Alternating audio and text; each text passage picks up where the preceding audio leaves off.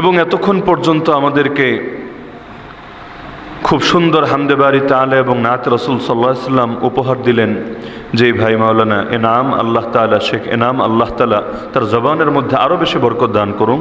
আল্লাহ তাআলা তাকে সদাসর্বদা হক এবং হক্কানিয়াতের পথে অটল এবং অবিচল থেকে তৌফিক দান করুন। তো মৌলিক আলোচনা উলামায়ে কেরাম করে ফেলেছেন। আবহাওয়া প্রতিকূল, রাত অনেক গভীর হয়ে গিয়েছে, লম্বা চওড়া কোনো আলোচনা করব না। অতি অল্প সময়ে মৌলিক কয়েকটা বার্তা, কাটা কাটা কথায়, হয়তো খেয়াল করেছেন খুতবাও আমি পড়ি নাই, মানে আলোচনা লম্বা করার কোনো ইচ্ছাই নাই। তো অতি অল্প সময়ে মৌলিক কয়েকটা কথা, কাটা কাটা কথা আমি আরজ করে যাব প্রত্যেকের প্রতি। এখানে যারা আছেন, দেশি প্রবাসী, জনপ্রতিনিধি, প্রশাসনের ভাইয়েরা, জোয়ান, মুরব্বী, প্রত্যেকের প্রতি আমার বিনীত আহ্বান থাকবে, প্রতিটা বার্তাকে আমরা অন্তর দিয়ে ধারণ করব এবং এগুলোর মধ্যে যেগুলো আমাদের কাছে অযৌক্তিক মনে হবে আমরা ছুঁড়ে ফেলে সমস্যা নেই, কিন্তু যেগুলোকে যৌক্তিক মনে হবে আমরা প্রতিটা বার্তাকে নিজেদের জীবনেও বাস্তবায়ন করার চেষ্টা করব। এবং সবশেষে শুধু একটা বার্তা না, একটা সতর্ক বার্তা এবং জাগরণমূলক একটা মেসেজ দিয়ে যাব, যেটা দেওয়া আজকের দিনের জন্য আমি নৈতিক দায়িত্ব এবং ফরজ দায়িত্ব মনে করছি। তো এটা বলে আলোচনার ইতি টানবো ইনশাআল্লাহ। এক নম্বর বিষয় হলো, যেটা কর্তৃপক্ষ আমার জন্য আলোচ্য বিষয় হিসাবে নির্ধারণ করেছেন, শানে সাহাবা, সাহাবায়ে কেরাম রাদিয়াল্লাহু আনহুমের শান এবং মান। আমরা যারা নিজেদেরকে আহলে সুন্নাত ওয়াল জামাত বলে পরিচয় দিই, আমরা প্রত্যেকেই মনে করি এবং বিশ্বাস করি যেমনিভাবে রাসূলদেরকে, নবীদেরকে নির্বাচন করেন স্বয়ং আল্লাহ, একইভাবে নবীর সাহাবীকে হবে, সঙ্গীকে হবে, অনুসারীকে হবে, সহযোগীকে হবে। আর এটাও ব্যক্তি নিজের থেকে নির্বাচন করে না, বরং এটারও ফয়সালা করেন রব্বুল আলামিন আল্লাহ। ইসতাফাহুমুল্লাহু তাআলা লিসুহবাতি নবিয়িহি ওয়া লিইকামাতি দীনিহি। সাহাবী আব্দুল্লাহ বিন মাসউদ রাদিয়াল্লাহু আনহু বর্ণিত বাণীর মধ্যে স্পষ্টভাবে উঠে এসেছে বাস্তবতা, যে নবীর সাহাবী তো তারা যাদেরকে আল্লাহ নিজে সিলেক্ট করেছেন, নির্বাচন করেছেন নবীর সঙ্গী বানাবেন বলে এবং তাদের দ্বারা দ্বীনকে দাঁড় করাবেন, প্রতিষ্ঠিত করবেন বলে। কারণ আল্লাহ রাসূল সাল্লাল্লাহু আলাইহি ওয়াসাল্লামকে সরাসরি গাইড করেন আল্লাহ, সরাসরি পরিচালনা করেন আল্লাহ, তার উপর ওহী আসে, তার কাছে ফেরেশতা আসে। তো তাকে দেখে দুনিয়ার অনেক মানুষ বলতে পারে, আরে আমরা তো আর নবী না, আমরা তো আর রাসূল না, আমরা কি পারবো নিজেদেরকে তার মতো করে গড়তে? এই ওজর যাতে কিয়ামত পর্যন্ত একটা মানুষও দিতে না পারে, এজন্য প্রত্যেক নবীরা নিজেদের হাতে এমন একটা প্রজন্মকে গড়ে দিয়েছেন যারা কোনো নবীও না, যারা কোনো রাসূলও না, যারা আমার আপনার মতোই উম্মত, কিন্তু আল্লাহর নবীর সোহবতে ইসলামের প্রতিটা বিধিবিধানকে তারা এমনভাবে বাস্তবায়িত করে দিয়েছেন জমিনের মধ্যে, কিয়ামত পর্যন্ত যত মানুষ আসবে তারাও যাতে তাদেরকে মডেল হিসেবে গ্রহণ করতে পারে এবং প্রত্যেকে বুঝতে পারে, আরে তারা নবী না, তারা রাসূল না, তারা উম্মত, আমরা উম্মত। তো তারা উম্মত হয়ে যদি এই পথে চলতে পারে আর এই কাজ ছাড়তে পারে, আমরা পারবো না কোন দুঃখে? এজন্য আমাদের নামই হয়েছে আহলুস সুন্নাতি ওয়াল জামাআহ। সুন্নাত মানি রাসূলের আদর্শ, জামাত মানি জামাতে সাহাবা। তো আহলে সুন্নাত ওয়াল জামাত মানেই হলো যে আমরা আদর্শ মানি যেমনিভাবে আল্লাহর রাসূলকে, একইভাবে আমরা আদর্শ মানি রাসূলুল্লাহ সাল্লাল্লাহু আলাইহি ওয়াসাল্লামের সাহাবীদেরকে, যাদের প্রত্যেকে অতীত ব্যাকগ্রাউন্ড যাই থাকুক না কেন, অতীতে কেউ হয়তো মূর্তি পূজারী ছিলেন, অতীতে কেউ হয়তো দেবদেবীর পূজারী ছিলেন, অতীতে কেউ হয়তো নিজের হাতে নিজের কন্যাকে জ্যান্ত দাফন করে ফেলেছিলেন, অতীতে কেউ হয়তো নিজের বাবার মৃত্যুর পরে সৎমাকে পর্যন্ত জোর করে বিয়ে করে নিয়েছিলেন। অতীত যাই হোক, কিন্তু নবীজির সোহবতে এসে তাদের প্রত্যেকে এমনভাবে আকাশের তারকা হয়ে গিয়েছেন, উম্মত যাকে অনুসরণ করবে হেদায়েতের পথ পাবেই পাবে। আর যাদের উপর আল্লাহ নিজেই সন্তুষ্টের ঘোষণা দিয়েছে কোরআনের আয়াতে আয়াতে, রাদিয়াল্লাহু আনহুম ওয়া রাদু আন, আল্লাহও খুশি তাদের উপর, তারাও খুশি আল্লাহর উপর। আরে যার উপর আল্লাহ খুশি, যাদের উপর রাসূল খুশি, তাদের উপর আমার মতো উম্মত খুশি হবে না কোন দুঃখে? তো যার কারণে কোরআন মাজিদে সূরা বাকারার 2 আয়াতে যথেষ্ট এটা বোঝার জন্য রব্বুল আলামিন এক আয়াতে বলছেন, ফাইন আমানু বিমিসলি মা আমানতুম বিহি ফাকাদ ইহতাদাউ, যদি লোকেরা ঈমান আনে সেভাবে যেভাবে তোমরা সাহাবীরা ঈমান এনেছো, তবেই তারা হেদায়েত প্রাপ্ত হবে। মানে কি? দুনিয়ার সেই ঈমানই আল্লাহর কাছে কবুল হবে যেই ঈমান সাহাবীদের ঈমানের মতো হবে। কথা উল্টান, তার মানে যেই ঈমান সাহাবীদের ঈমানের মতো হবে না, ওই ঈমান আল্লাহর আল্লাহর কাছে কোনোদিনও কবুল হবে না। ইমানের দাবি তো কাদিয়ানিরাও করে, ইমানের দাবি তো হিজবুত তৌহিদও করে, ইমানের দাবি তো উগ্রবাদী শিয়া রাফিজিরাও করে, ইমানের দাবি তো খারেজি মুতাজিলা জাবরিয়া কাদরিয়ারাও করে, ইমানের দাবি তো হিজবুত তৌহিদও করে, ইমানের দাবি তো বেদাতিরাও করে, ইমানের দাবি তো সব ভণ্ডরা করে। কিন্তু এখন প্রত্যেক দলই তো নিজেকে হকের একমাত্র ডিলার, একমাত্র এজেন্ট বলে দাবি করে। তো এখন আসলেই কে হক আর আসলে কে না হক সাব্যস্ত হবে কিভাবে? এটা আমার কথা বা তোমার কথা দ্বারা সাব্যস্ত হবে না, আমার চাপার জোর বা তোমার চাপার জোর দ্বারা সাব্যস্ত হবে না। এমনকি কার বাহুতে কত বল, কত ধানে কত চাল, কোন দলে কত সদস্য, কিছু দিয়ে সাব্যস্ত হবে না। এটা সাব্যস্ত হবে এই সাহাবাদের কষ্টি পাথরে, যে ঈমান সাহাবীদের ঈমানের মতো হবে, আল্লাহর কাছে কবুল হবে। কাদিয়ানীরা ভণ্ড কেন? কারণ তাদের ঈমান সাহাবীদের ঈমানের মতো হয় নাই। বলবেন কেন হয় নাই? ওরা কি খাতামুন নবীন মানে না? ওরা কি খাতমে নবুয়ত বিশ্বাস করে না?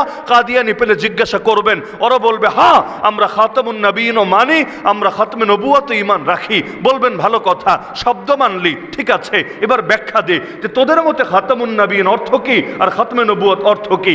দেখবেন এমন এক ব্যাখ্যা এনে হাজির করেছে যেই ব্যাখ্যা আমার সাথেও মিলবে না, আপনাদের সাথেও মিলবে না, হকপন্থী কোনো দল উপদলের সাথে মিলবে না, যেই ব্যাখ্যা তাদের নিজেদের আবিষ্কৃত।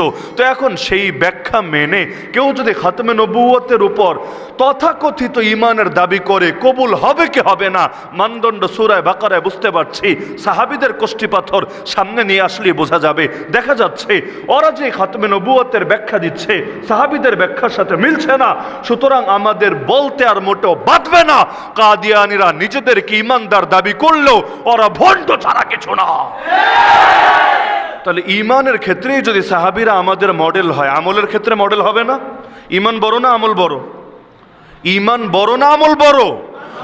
যদি ঈমান না থাকে, আমল করতে করতে কপালে দাগও ফেলে দেয়, কয় নম্বর জান্নাতে যাবে? আরে জান্নাত নাকি, ডাইরেক্ট জাহান্নামে যাবে। কারণ যার ঈমান নাই ওর আলাদা হিসাব নিকাশ লাগবে না, ধরে বিনা হিসাবেই জাহান্নামে ফেলা হবে। হিসাব নিকাশ তো লাগবে ঈমানদারদের, কারণ ঈমান আনার পর কারো আমলের হালত ভালো, কারো আমলের হালত দুর্বল। তো কার আমল কোন অবস্থায় আছে, আবার নেকের পাল্লা ভারী নাকি বদের পাল্লা ভারী, এজন্য না এত এত আয়োজন। কিন্তু যারা বেঈমান ওরা যদি আমল করে, ওদের আমলের বিনিময় আল্লাহ দেন না তা না, আল্লাহ কাউকে ঠকান না, আল্লাহ দেন, তবে আখিরাতে না, দুনিয়ায়, বাকিতে না, নগদে নগদে। এজন্যই হাদিসে আছে দুনিয়া মুমিনের কারাগার, কাফেরের স্বর্গ। আর দুনিয়া সিজনুল মুমিন ও জান্নাতুল কাফির। ওরা যত ভালো কাজ করে বদলা দুনিয়ার বুকে নগদে নগদে পেয়ে যায়। আমরা যত ভালো কাজ করি দুনিয়ার বুকে বদলা পাই বা না পাই, একদিন না একদিন বদলা মিলবেই মিলবে।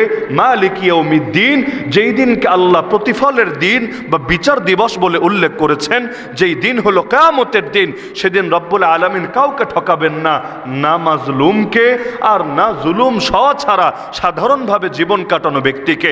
তাহলে আমরা প্রত্যেকে এ ব্যাপারে একমত যে সাহাবায়ে কেরাম আমাদের মডেল। এ ব্যাপারে কারো কোনো দ্বিমত আছে? আরবিতে আর উর্দুতে বাদ দেন, স্বাভাবিকভাবে বুঝেন যে সাহাবায়ে কেরাম আমাদের মডেল, আমাদের আদর্শ, আমাদের কষ্টি পাথর, ঈমানের ক্ষেত্রে, আমলের ক্ষেত্রে, আদবের ক্ষেত্রে, আখলাকের ক্ষেত্রে। তার মানে যেই কাজ সাহাবীরা করেছেন সম্মিলিতভাবে, সেই কাজ কখনোই ভুল হবে না, কখনোই বাতিল হবে না।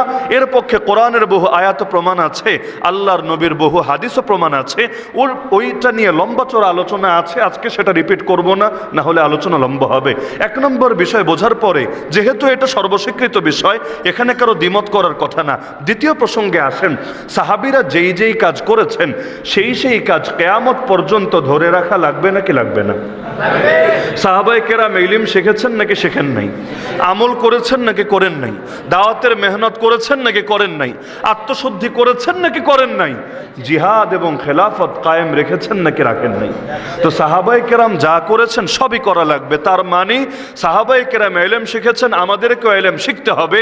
যদি মৌলিক ইলম না শিখেন, আপনি যেই সার্কেলের হন, যেই সেক্টরের হন, চাকরিজীবী হন, ব্যবসায়ী হন, শিক্ষিত হন, মূর্খ হন, আপনি সাংবাদিক হন, আপনি প্রশাসনের লোক হন, আপনি জনপ্রতিনিধি হন, অথবা আপনি গ্রামের কৃষক হন, শ্রমিক হন, মজদুর হন, যাই হন না কেন, আল্লাহ নবী স্পষ্ট জানিয়েছেন মৌলিক জ্ঞান আপনাকে অর্জন করতে হবেই হবে। এটাকে ফরজে আইন করে দেওয়া হয়েছে। মাদ্রাসায় পড়া ফরজে আইন না, মোল্লা মুন্সি প্রতিবেশী হওয়া, মাওলানা মুফতি হওয়া ফরজে আইন না, তবে মৌলিক জ্ঞান যতটুকু না জানলে ঈমান, আকীদা, কুফর, তাওহীদ, শিরক কোনো কিছু স্পষ্ট হয় না। যতটুকু না জানলে হালাল হারাম আলাদা করা যায় না। যতটুকু না জানলে ফরজ এবং ওয়াজিব মানা যায় না, হারাম এবং নাজায়েজ বর্জন করা যায় না। এগুলো জানতে হবেই হবে। তলাবুল ইলমি ফারিদাতুন আলা কুল্লি মুসলিম। একইভাবে সাহাবায়ে কেরাম যে সেক্টরে যে কাজ করেছেন সবগুলো আমাদের আঁকড়ে ধরে রাখতে হবেই হবে। এতে যদি দুনিয়ার লোক পছন্দ করে তাতেও কিছু আসে যায় না, যদি অপছন্দ করে তাতেও কিছু আসে যায় না। আপনি বলবেন ভালো কাজ করলে কি দুনিয়ার লোক অপছন্দ করতে পারে? আমি বলবো আরে ভাই, ভালো কাজ করলে সবচাইতে বেশি অপছন্দ করে। বলবেন কিভাবে বুঝলাম? কারণ এই জমিনের বুকে সবচাইতে বেশি যেই মানুষটাকে কষ্ট দেওয়া হয়েছে তার নাম কি জানেন? তার নাম মুহাম্মাদুর রাসূলুল্লাহ সাল্লাল্লাহু আলাইহি ওয়াসাল্লাম।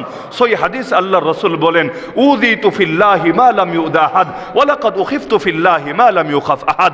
আল্লাহর পথে আমাকে এত বেশি কষ্ট দেওয়া হয়েছে যত বেশি কষ্ট কোনোদিনও কোনো মানুষকে দেওয়া হয় নাই। আল্লাহর পথে আমাকে এত বেশি ভয় দেখানো হয়েছে যত বেশি ভয় কোনোদিনও কোনো মানুষকে দেখানো হয় নাই। এমনকি বুখারী শরীফের হাদিস, নবী বলেন, আশাদ্দুন নাসি বালাআন আল আম্বিয়া, সবচাইতে কঠিন পরীক্ষায় আক্রান্ত হন নবীরা। তার মানে জমিনের বুকে যিনি ছিলেন সবচাইতে ভালো মানুষ, তার উপর মুসিবত এসেছে সবচাইতে বেশি, মানুষ তাকে কষ্ট দিয়েছে সবচাইতে বেশি।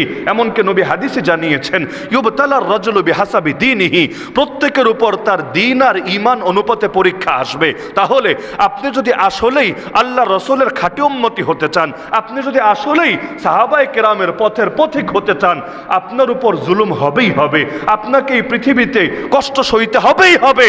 কিন্তু দুনিয়ার লোক ভালোই বলুক আর মন্দই বলুক এটা দেখার বিষয় না। দেখতে হবে আল্লাহকে রাজি খুশি করতে পারছি নাকি পারছি না। তায়েফের ময়দানে আমার নবীকে মারতে মারতে যখন রক্তাক্ত করে ফেলা হয়েছে, তখনও নবী বলছেন আল্লাহকে, আল্লাহুম্মা ইন লাম ইয়াকুন বিকা গাদাবুন আলাইয়া ফালা উবালি, হে আল্লাহ, আমার উপর যদি আপনার রাগ না থাকে আমার কোনো কিছুতে কোনো পরোয়া নাই। কে মারলো, কে ধরলো, কে বলে দিল, কে গালি দিল, কোনো কিছুতে আমার কোনো পরোয়া নাই। আমার শুধু পরোয়া এটা, না জানি আপনি নারাজ হয়ে যান আমার উপর। এই কথাটা টানলাম এজন্য, আমরা এই 2024-এর যে দুনিয়ায় এই বর্তমানে অবস্থান করছি, এখানে আপনি হকের কথা, হকের পথে চলা দূরে, হকের কথা বললেও পৃথিবীর অনেক মানুষের সহ্য হবে না। এমনকি কিছু শব্দই এমন আছে এগুলো বললেই এক শ্রেণীর মানুষ আর সইতে পারে না। যেমন ধরেন জিহাদ, আপনি বলবেন জিহাদ, এক শ্রেণীর মানুষ কানে শুনবে জঙ্গিবাদ। আরে পাগল, তুই আগে বল জিহাদ কোরআনে আছে কিনা? বলবে হ্যাঁ আছে। কয়টা আয়াতে আছে আগে বল? বলবে 484 আয়াতে আছে। আচ্ছা ভালো কথা, নামাজ নিয়ে আয়াত আছে কয়টা? বলবে অনলি 82টা। জিহাদ নিয়ে আয়াত আছে কয়টা? 484টা। তো 82টা আয়াত এসেছে যেই নামাজের ব্যাপারে, সেই নামাজ নিয়ে কথা বললে যদি পাপ না হয়, তাহলে 484 আয়াত এসেছে যেই জিহাদ নিয়ে, সেটা নিয়ে কথা বললে অপরাধ হবে কোন দুঃখে? এখন যদি বলে যে না, জিহাদের নামে দুনিয়ায় অনেক কাজ চলে যেগুলো সীমালঙ্ঘন হয়ে যায় বটে, তাহলে এ কারণে জিহাদ শব্দ মুখে উচ্চারণ করা যাবে না। আমি বলবো এমন একটা সেক্টর দেখাও যেখানে 2 নম্বরই চলে না। আরে এখন যদি মাথা ব্যথা সমাধান হয় মাথা কেটে ফেলা, ইসলামের কোন সেক্টরকেই জিন্দা রাখা যাবে না। কারণ ভণ্ডামি ঢুকে গেছে সব সেক্টরে। তো সব জায়গায় যখন ভণ্ডামি ঢুকে গেছে, সব ছেড়ে ছুড়ে তো জঙ্গলে চলে যেতে হবে। কিন্তু ভণ্ডপীর আছে বলে মানুষ আত্মশুদ্ধির মেহনত ছেড়ে দেয় না। আরে অনেকে হুজুরের লেবাস ধারণ করে ভণ্ডামি করে বলে মানুষ ইলম শেখা বাদ দিয়ে দেয় না। আরে নামাজি সেজে চোরসে ঢোকে মসজিদে, কিন্তু তাই বলে মানুষ নামাজ পরিত্যাগ করে না। তো জিহাদের নামে কেউ যদি সীমালঙ্ঘন করেও ফেলে, এর কারণে কোরআনের জিহাদ, হাদিসের জিহাদ, নবীজির জিহাদ, এটাকে নিষিদ্ধ করার সুযোগ কোনোদিনও কারোর জন্য সাব্যস্ত হবে না। সেদিন যা ছিল আজও তা থাকবে, কিয়ামত পর্যন্ত তা রাখতে হবেই হবে। এমনকি এর জন্য যদি নিজের বুকের তাজা রক্ত ঢালতে হয়, এই রক্তটাও দামি হবে। কারণ ইসলাম হেফাজতের দায়িত্ব নিয়েছেন আল্লাহ। এই ক্ষেত্রে যারা আল্লাহর সহযোগী হবে, সহযোগী শব্দ কেন বলছি? কারণ কোরআনে আল্লাহ নিজে এই শব্দ বলেছেন, হে ইমানদাররা আল্লাহর সহযোগী হয়ে যাও। তা আল্লাহর সহযোগী যারা হবে কিয়ামতের দিন, এর দ্বারাই তো আল্লাহর কাছে দামি হবে। না হলে দামি হবে কি দিয়ে ভাই?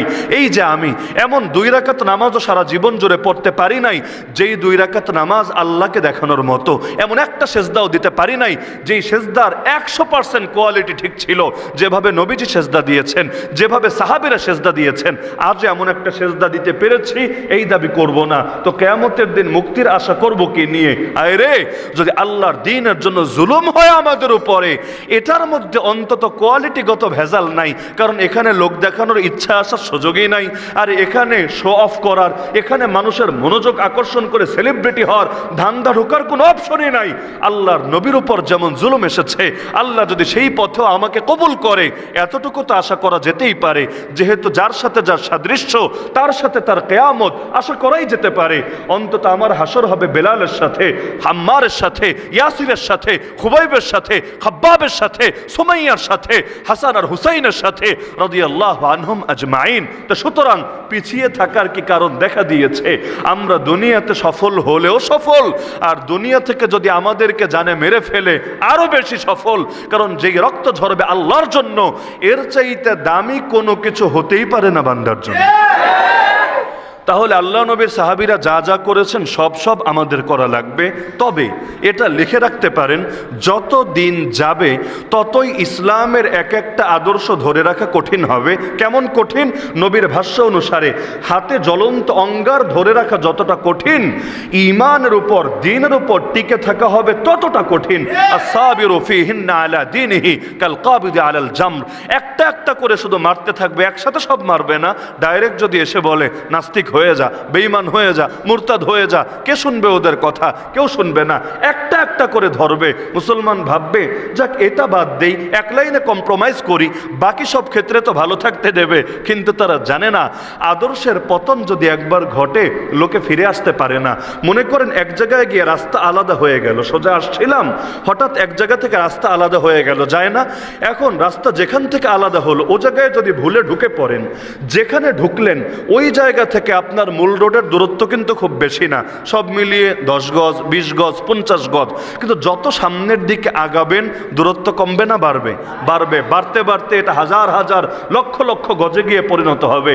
তা আদর্শের পতন যদি একবার শুরু হয়, তাহলে মানুষ সিরাতে মুস্তাকিম মানে সোজা পথ, সরল পথ, সেই সোজা পথ ছেড়ে অন্য একটা পথে ঢুকে পড়ে, যেই পথে শয়তান তার জন্য ওত পেতে বসে আছে। তো একবার যদি ঢুকে পড়ে, আরেকটু আগানোর চেষ্টা করে শয়তান, তাকে আরেকটু আগানোর চেষ্টা করে, করতে করতে এমন এক জায়গায় নিয়ে যায় যেখান থেকে চাইলেও আর ফেরা যায় না। এটাকেই কোরআনের ভাষায় বলে অন্তরে মোহর পড়ে গিয়েছে। তখন দিল তো থাকে, কিছুই বোঝে না, চোখ তো থাকে, কিছুই দেখে না, কান তো থাকে, কিছুই শোনে না। এই বাংলার জমিনে যেই সমস্ত নাস্তিক আর সেকুলাররা এখন ইসলাম আর মুসলিম উম্মাকে নিশ্চিহ্ন করে দিতে চায়, আর ওদেরকে বুঝাতে বুঝাতে বুঝাতে কোরআন খুলে দলিল দেখান, হাদিস খুলে দলিল দেখান। আরে এমন অবস্থা, জিবরিল আমিন যদি নেমে বুঝায় তবুও বুঝতে চায় না, কারণ আগ থেকে অন্তরে মোহর মেরে দিয়েছে। যুক্তিতে পারবে না, তবুও মানবে না। যেমন নমরুদ কিন্তু ইব্রাহিম আলাইহিস সালামের সঙ্গে যুক্তিতে পারে নাই, তাই বলে হক কবুল করে নিয়েছে এমনও ঘটে নাই। যখন কথায় পারে নাই, ধরে আগুনে ছুঁড়ে ফেলে দিয়েছে। যখন ফেরাউন কথা বলল নবী মুসার সাথে, যুক্তিতে কিন্তু পারে নাই, দলিল দিয়ে টিকে নাই। যখন দলিলে টেকে নাই, তার পেছনে বাহিনী লেলিয়ে দিয়েছে। আবু জাহাল, আবু লাহাব জীবনেও আল্লাহর রসুলের আদর্শকে ভুল প্রমাণ করতে পারে নাই। যখন মুখে পারে নাই, হাত ব্যবহার করতে শুরু করে দিয়েছে। তো কেউ যদি দেখেন কথায় না এসে পেছনের দরজা দিয়ে আক্রমণ চালাচ্ছে, বুঝবেন ও আদর্শিকভাবে পরাজয় বরণ করে নিয়েছে। না হলে কথার জবাব কথা দিয়ে দাও, কলমের জবাব কলম দিয়ে দাও। আমরা দেব কথা, তোমরা দিবা গুলি, এমন যদি হয় তাহলে বুঝতে হবে তোমরা বাহ্যিকভাবে যা হও, জয়ী হওয়ার পরাজিত হও, আদর্শিকভাবে তোমরা জিরোতে নেমে এসেছো, আদর্শিকভাবে তোমরা পরাজয় বরণ করে নিয়েছো। কারণ নৈতিকভাবে যে শক্ত থাকে সে ফেস টু ফেস মোকাবেলা করার হিম্মত রাখে, আর যারা পেছন দিক থেকে এসে মারতে শুরু করে, বোঝা যায় ডাল মে কুছ কালা তো জরুর হ্যায়। যেই যেই লাইনে আমাদেরকে সাহাবীদের পথ থেকে দূরে সরাতে শুরু করেছে, এটাই হলো আজকে আমার মূল বার্তা, যে ইতিমধ্যে তো অনেক লাইনে আমাদের দূরে সরিয়েই ফেলেছে।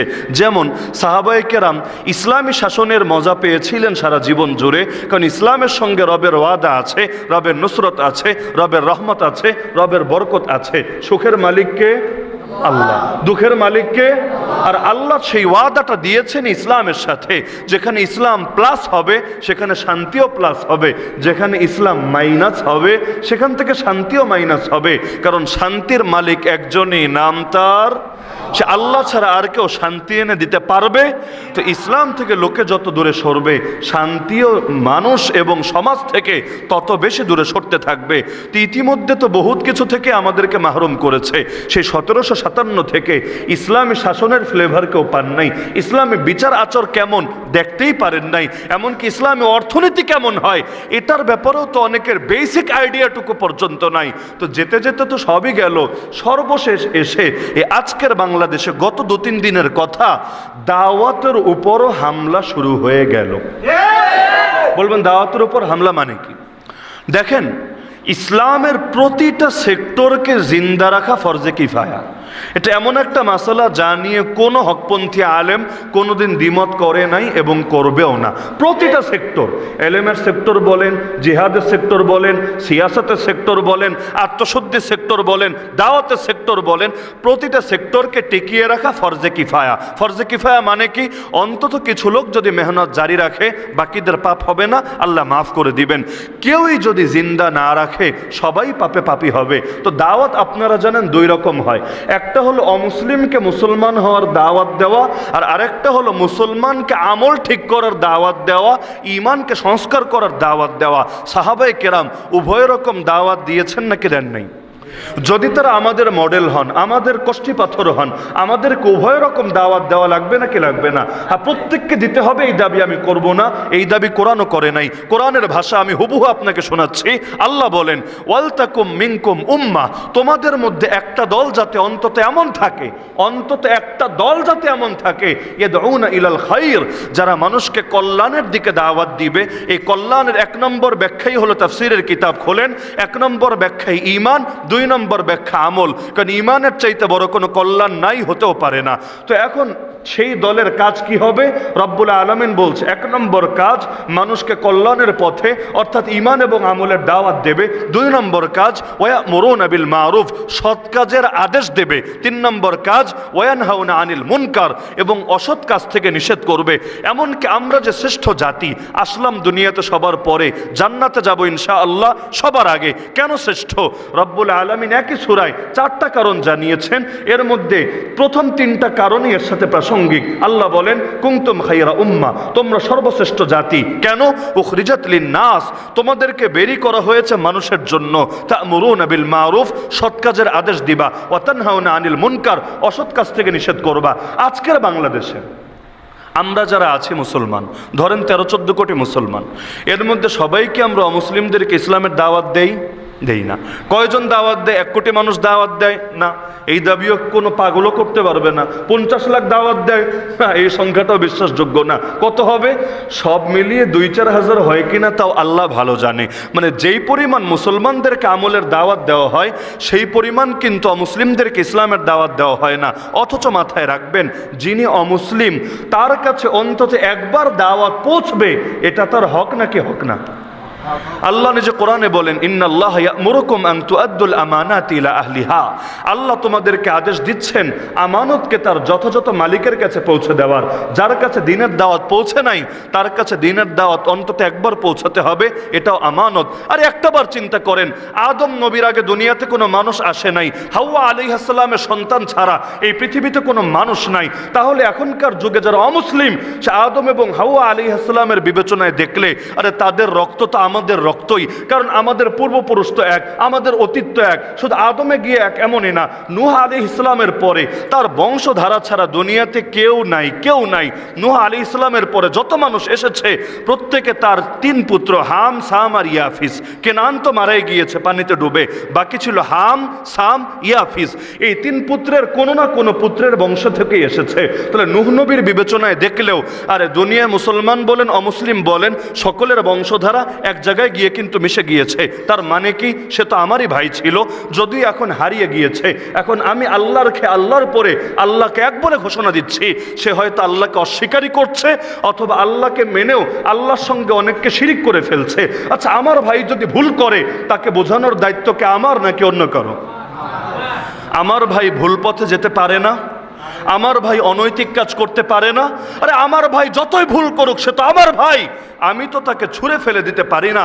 আরে যদি তার সাথে আমার কথা বলা বন্ধ হয়ে যায়, যত বড় মনোমালিন্যই থাকুক, আমি চোখের সামনে দেখতে পাই আমার ভাইয়ের গায়ে আগুন লেগেছে, সে আগুনে পুড়ছে, অথবা দেখলাম সে পানিতে ডুবে সাহায্যের জন্য হাহাকার করছে, অথবা সে বড় ধরনের কোনো মুসিবতে পড়েছে, আরে আমি যদি অন্তত অমানুষ না হয়ে থাকি, আমি কিন্তু পারবো না আমার ভাই থেকে নিজের হাত গুটিয়ে রাখতে, বরং আমি কিন্তু তার কাছে ছুটে যাবই যাব এবং যে কোনো মূল্যে তাকে উদ্ধার করার চেষ্টা করবই করব। তা আজকের যুগে যারা অমুসলিম, আপনারা আমাকে বলেন আপনাদের আকীদার কথা, তারা যদি অমুসলিম অবস্থায় মরে জান্নাতে যাবে না জাহান্নামে যাবে? এটা তো কোরআনের আকীদা, এটা তো সুন্নাহর আকীদা। তা আপনি দেখতে পাচ্ছেন আপনার সেই পূর্বপুরুষ থেকে আসা এক ভাই এমন পথে চলছে যেই পথে চললে আগামীতে তাকে জাহান্নামে যেতে হবে। দুনিয়ার আগুন কঠিন না জাহান্নামের আগুন কঠিন? তা আপনার দায়িত্ব কি? চুপচাপ তাকে আগুনের পথে যেতে দেখা, নাকি তাকে আগুনের পথ থেকে বাঁচাতে সাহায্য করা? আল্লাহ রসুল সাল্লাল্লাহু আলাইহি ওয়াসাল্লাম তো এই লাইনে এতটা সচেষ্ট ছিলেন। এক ইহুদি কিশোর ছেলে মুমূর্ষ অবস্থায় পড়ে আছে, মারা যাবে অবস্থা, সে জীবদ্দশায় নবীজির অনেক খেদমত করেছিল। আল্লাহ নবী হঠাৎ তারে কয়দিন না দেখে খোঁজ নিলেন, শুনলেন বড় অসুস্থ, বাসায় গেলেন দেখার জন্য, গিয়ে দেখেন ছেলেটা বেশিক্ষণ বাঁচবে না, মরে যায় যে অবস্থা। আল্লাহ নবী শিয়রে দাঁড়িয়ে বললেন, ছেলে তুমি কালেমা পড়ো, ইসলাম কবুল করো, তুমি আল্লাহকে রব আর আমাকে রাসূল হিসাবে মেনে নাও। এ কথা শুনে তার দিলটাও গলে গেল, কারণ খেদমত যেহেতু করেছে, কাছ থেকে তো নবীর আখলাক দেখেছে। দূর থেকে শোনা এক জিনিস, কাছ থেকে দেখা আরেক জিনিস। বহুত সময় দেখবেন হকপন্থী ওলামায়ে কেরামের বিরুদ্ধে অনেকে প্রপাগান্ডা ছড়ায়, গালিগালাজ করে, বিভিন্ন রকম বিষোদ্গার করে, শুনে শুনে তো সামনে এসে যদি একদিন দেখে আর পারে না ভক্ত না হয়ে থাকতে, বরঞ্চ একবার কথা শুনলেই অন্তরে পরিবর্তনের ঢেউ ওঠে। তো সে তো কাছ থেকে দেখেছে। তো নবী যখন বললেন, একবার তাকাচ্ছে নবীর দিকে, একবার তাকাচ্ছে তার বাবার দিকে, যে বাবা কি বলে। বাবা ওই অবস্থা দেখে সন্তানের দিলের হালত বুঝে ফেললো, একটা বাক্য বলল, ছেলে আমার, আতি আবুল কাসিম, তুমি আবুল কাসিমের কথা শোনো। আবুল কাসিম হলো রসুলের উপনাম, রসুলের এক পুত্রের নাম ছিল কাসেম, তো আবু মানে হলো বাবা, তো আতি আবুল কাসিম মানে কাসেমের বাবার কথা শোনো। এটা যেই মাত্র শুনলো, সঙ্গে সঙ্গে ছেলেটা বলে উঠলো, আশহাদু আল্লা ইলাহা ইল্লাল্লাহ ওয়া আশহাদু আন্না মুহাম্মাদান আবদুহু ওয়া রাসূলুহু। তো আল্লাহর রাসূল সাল্লাল্লাহু আলাইহি ওয়াসাল্লামের শেষ মুহূর্তের চেষ্টায় ঈমানটা নিয়ে দুনিয়া থেকে গেল এবং চিরস্থায়ী জান্নাতের অধিবাসী হয়ে গেল। তাহলে সেই নবীর তো উম্মত আমরা কিভাবে সইতে পারি যে আমাদের চোখের সামনে অমুসলিমরা জাহান্নামের পথে ছুটবে, যদিও তাদের গা কাটলে আমাদের মতোই রক্ত বের হবে, আমাদের গায়ের রক্তের রং আর তাদের গায়ের রক্তের রং ভিন্ন না, আমাদের পূর্বপুরুষ আর তাদের পূর্বপুরুষ ভিন্ন না। তো কিভাবে আমরা সয়ে নিতে পারি তারা জাহান্নামের পথে ছুটে যাবে? তো নৈতিক দিক বলেন, যৌক্তিক দিক বলেন, কোরআনের দিক বলেন, নবীজির আদর্শ বলেন, সাহাবায়ে কেরামের পথ বলেন, সবগুলোর দাবি তো এটা, আমরা অমুসলিমদের পেছনে মেহনত করব। যদি না করি একটা ক্ষতি কি সেটা তো বলে ফেললাম, আর একটা ক্ষতি আছে, সে যদি আমার না হয় সে অন্যের হবে। আরে এখন তো ইসলাম আর কুফরের মধ্যে অদৃশ্য এক যুদ্ধ চলছে, যে যুদ্ধটা এখন আছে ব্যাটল অফ মাইন্ডে, সেদিন হয়তো বেশি দূরে না যে যুদ্ধটা ছড়িয়ে যাবে রণাঙ্গনে। তো এখন যদি তাকে আপনি ঘরে ফিরিয়ে না আনেন, সে তো আপনার দুশ্মনের শক্তিকেই বৃদ্ধি করবে। স্বাভাবিক তো এটাই, কারণ সে তো আপনাকে ভুল বুঝছে, আপনাকে দুশমন মনে করছে। আজকে যদি আপনি তার সামনে হককে স্পষ্ট না করেন, সত্যকে স্পষ্ট না করেন, তাহলে দুদিন পর সে তার অজ্ঞতার কারণেই আপনার বিরুদ্ধে তো অস্ত্র ধরে ফেলতে পারে, কারণ আগামীতে কি হবে এক আল্লাহ ছাড়া কে ভালো জানে। সুতরাং তাদেরকে দাওয়াত দেওয়া মানে নিজের ঘরের নিরাপত্তাও নিশ্চিত করা, তাদেরকে দাওয়াত দেওয়া মানে তাদের সামনে বাস্তবতা স্পষ্ট করেও আগামী যুদ্ধের ভয়াবহ বার্তা বা ভয়াবহ দরজাকেই বন্ধ করা, এটাই তো। কিন্তু ওরা কি এত সহজে চুপচাপ বসে থাকবে? আপনারা আল্লাহর নবীর আদর্শ ধরে রাখবেন এবং এই প্রক্রিয়ায় ইসলাম তো সুন্দর, ইসলামের চাইতে সুন্দর কিছু আছে নাকি? কারো চোখে যদি দলান্ধতার চশমা না থাকে, ইসলামের দাওয়াত সামনে আসলে জীবনে পারবে না প্রত্যাখ্যান করতে। ওমর পেরেছিল, যে ওমর বের হয়েছিল নবীজির কল্লা কাটবে বলে, কারো দাওয়াত দেওয়া লাগে নাই, খালি কোরআন মাজিদের সূরা তহার কয়েকটা আয়াতই যথেষ্ট হয়েছে তার ঈমান কবুলের জন্য। আরে খালিদ বিন ওয়ালিদ পেরেছে নাকি যে খালিদ বিন ওয়ালিদের কারণে উহুদ যুদ্ধে 70 জন মুসলমান শহীদ হয়েছে, যে খালিদ বিন ওয়ালিদের কারণে উহুদ যুদ্ধে নবীজির দান মোবারক পর্যন্ত শহীদ হয়েছে। ইসলামের সৌন্দর্য যখন সামনে উঠে এসেছে, পেরেছে নাকি সেই খালিদ প্রত্যাখ্যান করতে? এমনকি আবু সুফিয়ান, আরে যেই আবু সুফিয়ান আবু জাহালের মৃত্যুর পর সবগুলো যুদ্ধে নেতৃত্ব দিত, সেই আবু সুফিয়ান পেরেছে ইসলামের সৌন্দর্যে মোহিত না হয়ে? এমনকি আবু জাহাল, যাকে উম্মতের ফেরাউন বলা হয়, তার পুত্রও তো পারে নাই নিজে মুসলমান না হয়ে থাকতে। এমনকি আবু লাহাব, যে আবু লাহাবের নামে সূরাই আছে কোরআনে, তাব্বাত ইয়াদা আবি লাহাবি ওয়া তাব, তারই পাঁচজন সন্তান, একজন দুজন না, পাঁচজন সন্তানও কালেমা পড়ে মুসলমান হয়েছে এবং সারা জীবন জুড়ে বাপরে লানত দিয়েছে এই আয়াত পড়ে পড়ে, তাব্বাত ইয়াদা আবি লাহাবি ওয়া তাব। কারণ এই সূরা বাদ দিয়ে তো আর খতম পুরা করতে পারবে না, এই সূরা বাদ দিয়ে তো আর কোরআন গ্রহণ করতে পারবে না। তো সন্তান হয়ে বাপের নামেও বদদোয়া দিতে হয়েছে, কারণ ঈমান সবার আগে। বাপ যদি চলে যায় হকের বিরুদ্ধে, সেই বাপরে ছাড়া যেতে পারে, কিন্তু বাপের জন্য হক ছাড়া যাবে না। তো এখন কি ষড়যন্ত্র হয়েছে এই দাওয়াত নিয়ে, এটাই হলো আমার মূল বার্তা। আমি অদ্ভুতভাবে লক্ষ্য করলাম, মানে ষড়যন্ত্র কিভাবে কোন পর্যায়ে কোন জিনিস নিয়ে যে শুরু হয়। আপনার দৈনিক কালবেলার রিপোর্ট দেখতে পারেন, 4 মে 2024, আজকে 6 তারিখ, 4 মে 2024, ওদের পত্রিকার মধ্যেও পাবেন, প্লাস ওদের অনলাইন ভার্সনের মধ্যেও পাবেন, যেখান থেকে ইচ্ছা আপনারা খুঁজে নেন। শিরোনাম হলো ধর্মান্তকরণে সাম্প্রদায়িক গোষ্ঠীর নতুন মিশন বাড়ছে উদ্বেগ। লেখাটা প্রকাশ করেছে রাজন ভট্টাচার্য, নাম শুনে বুঝতে পারছেন। তো এখন এটার মধ্যে কি লিখেছে, মানে আমাদেরকে এটা নিয়ে টেনশন করা লাগছে কিসের জন্য? 1 নম্বরে পুরো লেখার ভিত্তি সাজানো হয়েছে একটা গুজবের উপরে। গুজব বোঝেন তো? গুজব মানে তো বাস্তব নিউজ, তাই না? বাস্তব নিউজকে গুজব বলে। কি গুজব? বাংলাদেশ জমঈয়াতে আহলে হাদিস, মানে আমাদের ঘরানা না, অন্য ঘরানা, কিন্তু যেটা বাস্তব সেটা তো বলা লাগবেই। এখন যদি এমন হয় যে না, অন্য ঘরানার কোনো মুসলমানের নামে প্রোপাগান্ডা চালানো হচ্ছে, আমি যদি এটা ভেবে চুপ থাকি, যাক আমারে নিয়ে তো কিছু বলে নাই, তাহলে এটা ঈমানের দাবি না, এটাকে মুনাফিকের দাবি বলে। ঈমানের লাইনে মুসলমানের মধ্যে কোনো দলাদলি থাকতে পারে না, ইখতিলাফ হবে শাখাগত বিষয়ে, কিন্তু প্রতিটা ঈমানদারকে নিজের ভাই মনে করতে হবে। ওয়াকাল ইন্নানি মিনাল মুসলিমিন। তো বাংলাদেশ জমঈয়াতে আহলে হাদিসের একটা বিজ্ঞপ্তিকে তারা বানিয়েছে ভিত্তি, সেখানে নাকি লেখা আছে যে হিন্দু থেকে কাউকে মুসলমান বানালে তাকে টাকা পয়সা এবং পুরস্কার উপহার দেওয়া হবে। এটা বাস্তব না, আমি আগেই বলেছি এটা গুজব। এমনকি বাংলাদেশ না, ইন্ডিয়ার অনেক ফ্যাক্ট চেকার পর্যন্ত এটাকে তারা দেখিয়েছে যে না, এটা ওদের প্যাড এবং সাইন নকল করে গুজব ছড়ানো হয়েছে। এমনকি তাদের অফিস থেকেও বিবৃতি দেওয়া হয়েছে যে না, আমরা কখনো এমন ঘোষণা দেই নাই যে তোমরা ধরে ধরে যদি হিন্দুরে মুসলমান বানাও এত টাকা দেব, এত পয়সা দেব, এত পুরস্কার দেব। কারণ কোরআন মাজিদ সূরা বাকারা আয়াত নম্বর 256 আল্লাহ বলে দিয়েছেন, লা ইকরাহা ফিদ্দিন, ধর্মগ্রহণে জোর জবরদস্তি নাই, ধর্মগ্রহণে জোর জবরদস্তি নাই। যদি জোর জবরদস্তি থাকতো, 800 বছর শাসন করেছে মুসলমান, 5-10 বছর না, 20 বছর না। নরেন্দ্র মোদীজির শাসন কয় বছর? এই কয় বছর না, 800 বছর শাসন করেছে মুসলমান। যদি ধর্মগ্রহণে জোর জবরদস্তি করত, এই গোটা ভারতবর্ষে একটা মুসলমান ছাড়া কাউরে খুঁজে পাওয়া যেত না। এমনকি এক ওমরের জামানায় তো অর্ধজাহান বিজয় হয়ে গিয়েছিল। এরপর তো এক সময় পৃথিবীর প্রতিটা অঞ্চলেই ইসলামের ঝান্ডা সমুন্নত হয়েছিল। যদি সাহাবি তাবেঈরা জোর করে মানুষরে মুসলমান বানাতেন, একটা কাফেরও তো দুনিয়ায় খুঁজে পাওয়া যেত না। তো এইরকম ফতোয়া আমাদের হুজুররা জীবনে দিয়েছে যে ধরে ধরে যদি মুসলমান বানাও তাহলে তোমাদের এই প্রতিদান তোমাদেরকে দেওয়া হবে। এমনকি এই লেখার মধ্যে নাউজুবিল্লাহ নাউজুবিল্লাহ নাউজুবিল্লাহ এই কথাও টানা হয়েছে, মুসলমান নাকি লাভ জিহাদ করে কারা, চালায় কাদের নামে। এই গত সম্ভবত 2 সপ্তাহ আগে পত্রিকা এসেছে, 68,000 মুসলিম মেয়েকে ভারতের বিভিন্ন পতিতালয়ে পাচার করে দেওয়া হয়েছে। 68,000 বুঝেন? আপনার বোনকে পাচার করলে বুঝতেন সংখ্যাটা কত বড়। একজন মুসলিম বোনকে ধরে যদি পতিতালয়ে পাচার করে দেয়, গোটা মুসলিম উম্মার জন্য এর চাইতে বড় কলঙ্ক, এর চাইতে বড় লজ্জার কি হতে পারে? তো কিভাবে তাদেরকে পাচার করে দেওয়া হলো? আরে মুসলমানরা কি বউ বেচে দেয় নাকি বাজারে নিয়ে? তাহলে কিভাবে তারা পতিতালয়ে পাচার হলো? আরে মিডিয়াগুলোই বলছে এদের বড় একটা অংশের সঙ্গে প্রতারণা করা হয়েছে। কি প্রতারণা আমার বল লাগবে না, এটা এখন মিডিয়ার যুগে কম বেশি সবার জানা আছে। করে কারা আর চালানো হচ্ছে কাদের নামে?